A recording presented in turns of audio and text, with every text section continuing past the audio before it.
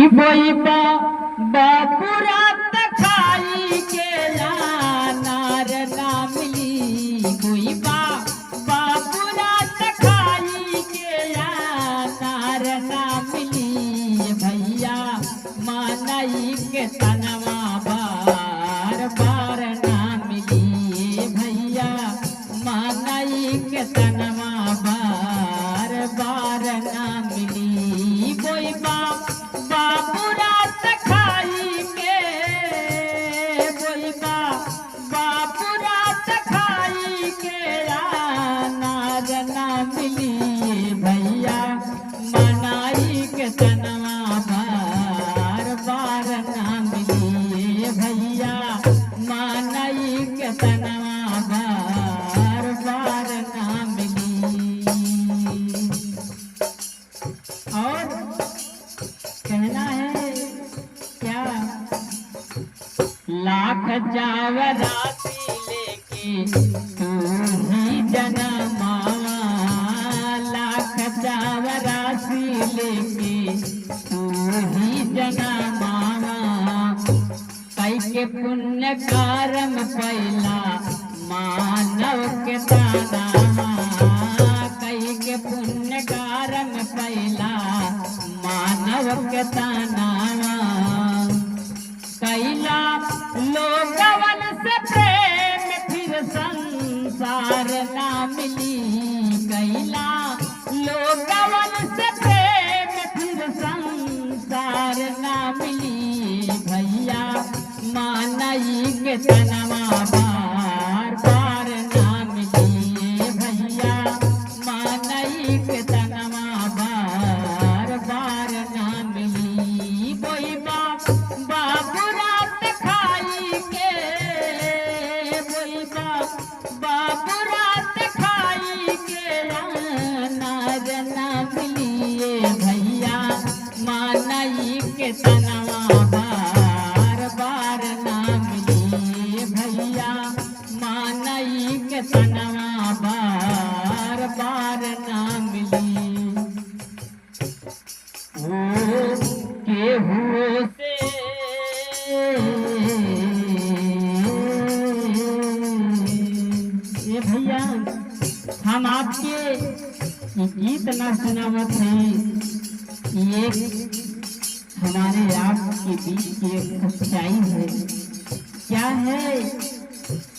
केहू से धोखाधड़ी कराजीन भैया केहू से धोखाधड़ी कराजीन भैया कारणी के फल पैबा आई जब समाइया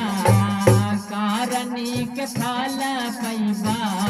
आई जब समाइया केहू से धोखाधड़ी कारजन भैया कारणी के फाला जब कारणी के फाला पैबा आई जब समाइया डूबा ले पे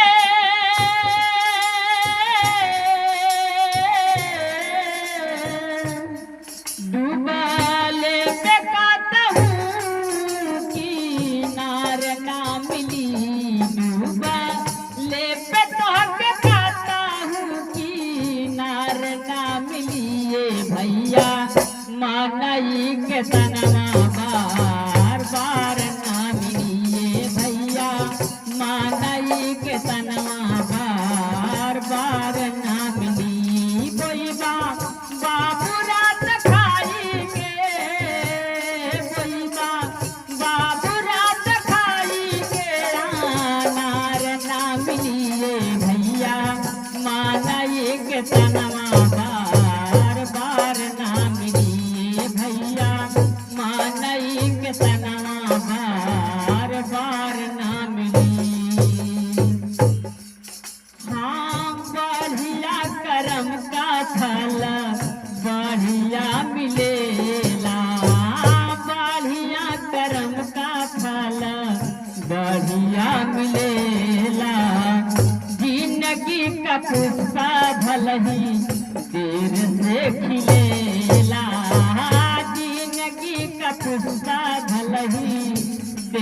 से खिलेला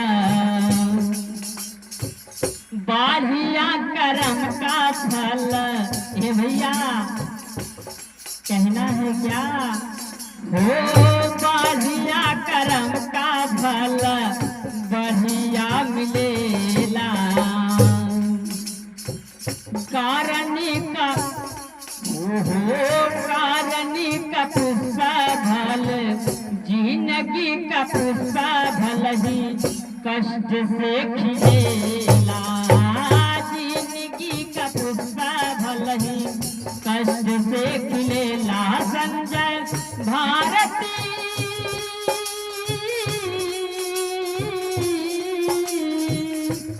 संजय भारती के दर्शन कतहूँ यार ना मिली संजय भारती के दर्शन कतहूँ यार ना मिली ये भैया मानई के तनवा बार बार ना मिली ये भैया मानई के तनवा बार बार ना मिली कोई बाबू रात खाई गेरा नार ना मिली कोई बाबू रात खाई गेरा नार ना मिली ये भैया मानई के तनवा बार बार ना मिली ये भैया मानई के तनवा बार बार ना मिली ये भैया मानई के तनवा बार ना मिली। अगर गीत अच्छी लगे तो इसको ज्यादा से ज्यादा शेयर कीजिए, चैनल को सब्सक्राइब कीजिए और अपने छोटे भाई संजय भारती को प्यार दुलार आशीर्वाद जरूर दीजिए। धन्यवाद।